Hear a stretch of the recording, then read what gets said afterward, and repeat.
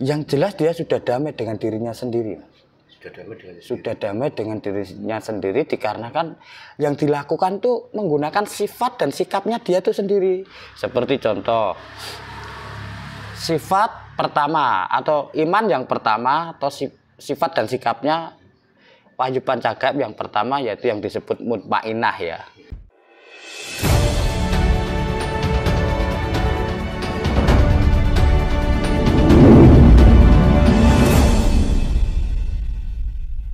Sonten Pak Laswadi Rahayu. Selamat.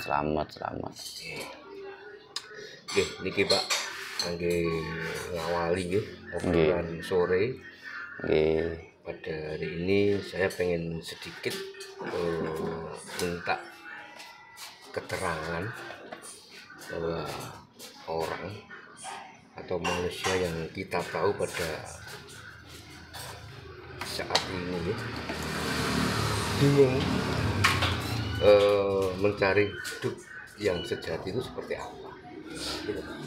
Belajar si A, si B, si C dan sebagainya itu kadang masih belum merasakan, belum menemukan titik temunya gitu ya. Sebenarnya kalau menurut Pak Laswadi ya, urip itu seharusnya seperti apa Pak? Yang dimana urip itu seperti apa? Monggo Pak.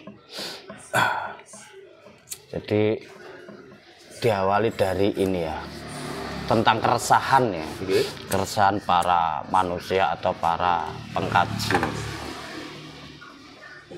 Sebenarnya para yang resah-resah tadi itu kan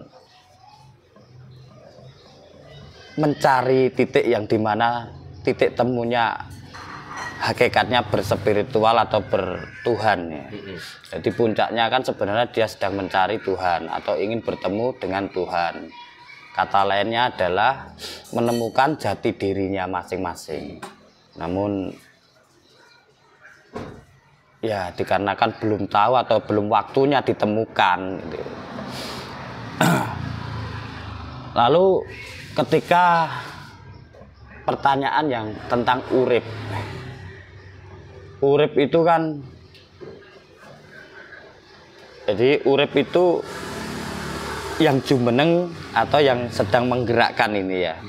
Kalau di bahasa saya itu Wahyu Pancagaib, ya itulah yang menggerakkan hidup kita ini. Wahyu Pancagaib itu adalah urip. Nah, urip ini tugasnya untuk menguripi. Ini kalau versi saya ya, karena setiap orang tuh punya versi masing-masing yang nggak bisa kita cawe-cawe di dalam pengertian orang masing-masing. Kita bisa bergerak karena urip. Yang menggerakkan urip, dan urip ini bersumber dari Dat Maha Suci Urip, gitu. Yang artinya roh tadi ya, roh. Wahyu Pancagaib kan roh ini ya. Sedulur papat kalimah panjang. Beda dengan urip yang dikatakan berkehidupan itu beda lunggu ya. Kalau berkehidupan itu normalnya manusia yang hidup itu kalau berkehidupan. Tapi kalau urip ini yang jumeneng ing ngarso dalem raganing sun. Ini kan urip. Makanya di sini yang dikaji tentang kesadaran itu untuk menyadari bahwa hidup itulah hidup itu loh yang sedang menggerakkan kita gitu. Ini kalau urip. Nah, tugasnya urip kang nguripi atau tresno handresnani sesamining urip. Tugas kita kan menebar cinta kasih sayang hidup itu sendiri. Tadi disinggung tentang Wahyu Pancagaib ya. Iya. Bahwa urip itu harus tahu yang namanya Wahyu Pancagaib. Wahyu Pancagaib itu apa saja Pak Laswadi?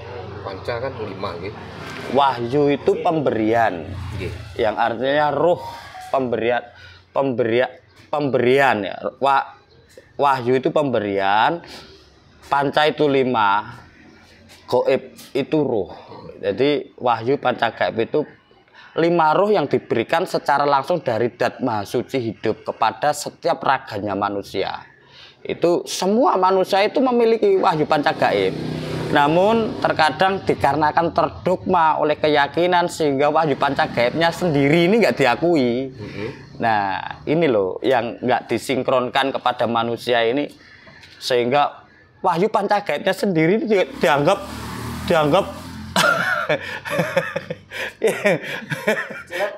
iya, pokoknya nggak tahu prasangkanya mereka itu seperti apa dan bagaimana nih yang saya nggak ngerti.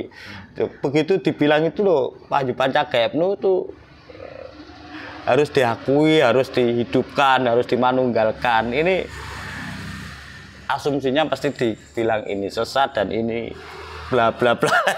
Namun di sini kan kita nggak bisa ya menghakimi. Nggak bercerita tentang penghakiman itu nggak bisa ya, karena ini hanya sebatas mengurai tentang jati diri manusia, dan sesungguhnya yaitu loh jati diri manusia ya wahyu panca gaib itu. Lalu mengapa dan urainya kan kenapa harus itu yang dikaji, harus diketahui lah, ini kan yang orang nggak ngerti itu kan ini. Jadi wahyu panca gaib itu kalau diurai secara dalam punya sifat dan sikap, yaitu wahyu pancalaku atau imannya. Dan kita ini hanya melakukan sebagai sifat dan sikapnya dia sendiri. Jadi kalau kita menggunakan sifat dan sifatnya wahyu panca gaib itu sendiri, maka otak ini sudah nggak cawe-cawe tentang yang ada di dalam ini loh. Jodoh, rezeki, pati lah. Kesungsange kan di sini tentang jodoh, rezeki, pati ini otak ini yang cawe-cawe, batin ini cawe, maunya ini mendahului, menguasai, merasa ini yang memiliki, merasa ini. Tuh. Tapi kalau naturalnya kan mengikuti sikap dan sifat dan sikapnya wahyu panca gaib itu sendiri. Ini kalau tentang wahyu panca gaib. Wahyu panca gaib sendiri itu wujudnya kayak apa, Mbak?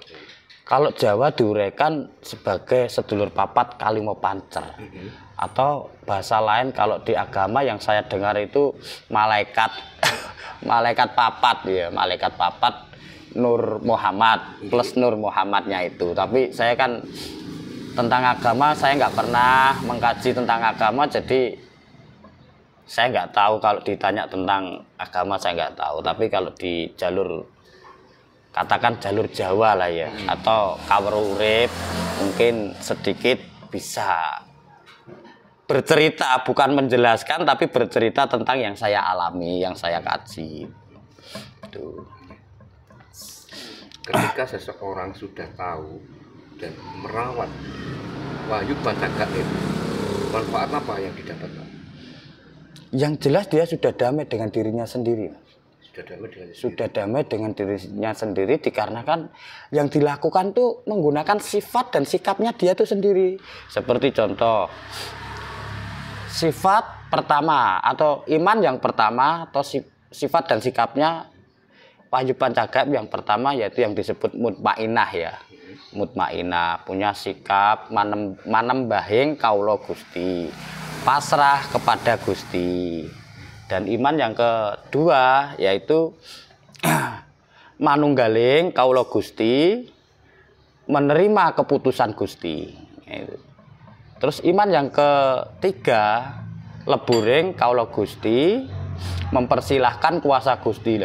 Dengan memahami dan mau melakukan tiga iman ini saja sebenarnya kan sudah nggak cawe-cawe tentang kemelekatan dunia, kemewahan dunia, sehingga dia bisa jumeneng marang Gustine kan.